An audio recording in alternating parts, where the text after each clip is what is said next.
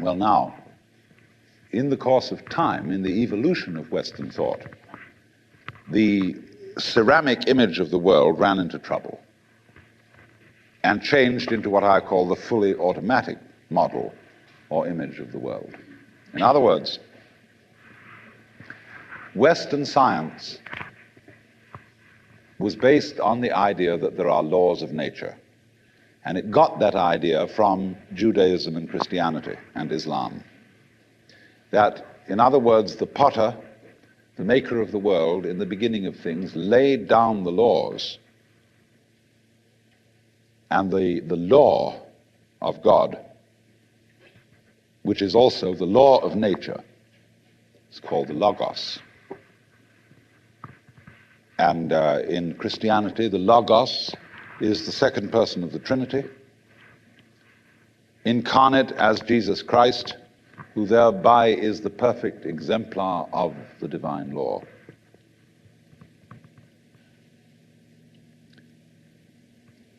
So we have tended to think of all natural phenomena as responding to laws, as if, in other words, the laws of the world were like the rails on which a streetcar or a tram or a train runs, and these things exist in a certain way, and all events respond to these laws. You know that limerick, there was a young man who said, "Damn, for it certainly seems that I am a creature that moves in determinate grooves. I'm not even a bus, I'm a tram." So here's this idea that there's a kind of a plan, and everything responds and obeys that plan. Well, in the 18th century, Western intellectuals began to suspect this idea. What they suspected is whether there is a lawmaker, whether there is an architect of the universe.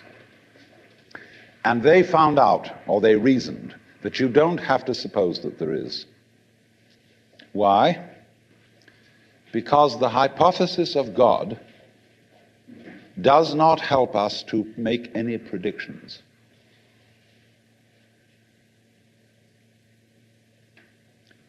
In other words, let's put it this way. If the business of science is to make predictions about what's going to happen, science is essentially prophecy.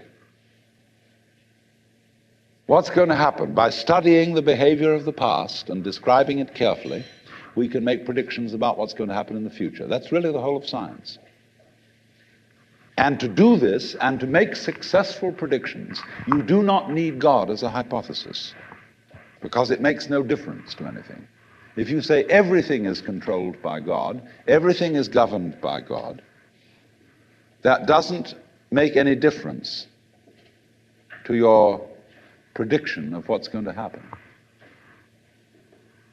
And so what they did was simply drop that hypothesis. But they kept the hypothesis of law. Because if you can predict, if you can study the past and describe how things have behaved, and you've got some regularities in the behavior of the universe, you call that law. Although it may not be law in the ordinary sense of the word, it's simply regularity. And so what they did was they got rid of the lawmaker and kept the law. And so they conceived the universe in terms of a mechanism. Something, in other words, that is functioning according to regular, clock-like mechanical principles. Newton's whole image of the world is based on billiards. The atoms are billiard balls, and they bang each other around. And so your behavior, every individual, therefore, is defined as a very, very complex arrangement of billiard balls, being banged around by everything else. And so behind the fully automatic model of the universe is the notion that reality itself is, to use the favorite term of 19th century scientists, blind energy. In, say, the metaphysics of Ernst Haeckel and T.H. Huxley, the world is basically nothing but blind, unintelligent force. And likewise, in parallel to this, in the philosophy of Freud, the basic psychological energy is libido, which is blind lust.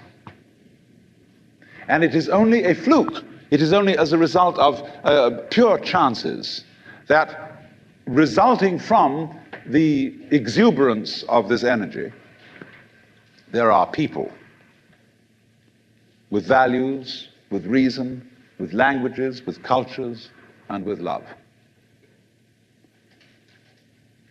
Just a fluke.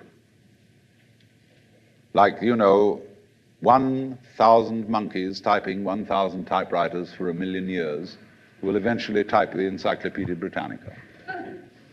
And of course, the moment they stop typing the Encyclopedia Britannica, they will relapse into nonsense. And so in order that that shall not happen, because you and I are flukes in this cosmos, and we like our way of life, we like being human, if we want to keep it, say these people, we've got to fight nature, because it'll turn us back into nonsense the moment we let it. And so we've got to impose our will upon this world as if we were something completely alien to it from outside. And so we get a culture based on the idea of the war between man and nature. And we talk about the conquest of space, the conquest of Everest. And the great symbols of our culture are the rocket and the bulldozer.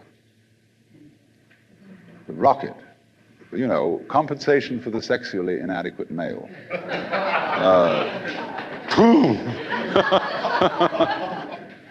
So we're going to conquer space. We're in space already, way out. If anybody cared to be sensitive and let what's outside space come to you, you can if your eyes are clear enough.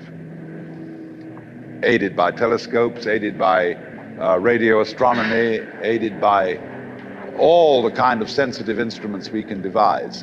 We are as far out in space as we're ever going to get. But, sensitivity isn't the pitch. Especially in the WASP culture of the United States, we define manliness in terms of aggression. You see, because we're a little bit frightened as to whether we are really men. And so we put on this great show of being a tough guy. It's completely unnecessary. If you have what it takes, you don't need to put on that show. You don't need to beat nature into submission. Why be hostile to nature? Because after all, you are a symptom of nature. You, as a human being, you grow out of this physical universe in just exactly the same way that an apple grows off an apple tree. So let's say the tree which grows apples is a tree which apples, using apple as a verb. And a world in which human beings arrive is a world that peoples. And so the existence of people is symptomatic of the kind of universe we live in. Just as spots on somebody's skin are symptomatic of chickenpox. But we have been brought up by reason of our two great myths, the ceramic and the fully automatic, not to feel that we belong in the world. So our popular speech reflects it. We say, I came into this world. You didn't. You came out of it. We say, face facts. We talk about encounters with reality, as if it was a head-on meeting of completely alien agencies, and the average person has the sensation that he is a somewhat that exists inside a bag of skin, the center of consciousness, which looks out at this thing, and what the hell's it going to do to me? You see? I recognize you. You kind of look like me, and I've seen myself in a mirror, and you look like you might be people. So maybe you're intelligent, maybe you can love too, and perhaps you're all right. Some of you are anyway. If you've got the right color of skin, or you have the right religion, or whatever it is, you're okay. But there are all those people over in Asia, Africa, and they may not really be people. When you want to destroy someone, you always define them as unpeople, not really human. Monkeys may be, idiots may be, machines may be, but not people. But we have this hostility to the external world because of the superstition, the myth, the absolutely unfounded theory that you yourself exist only inside your skin.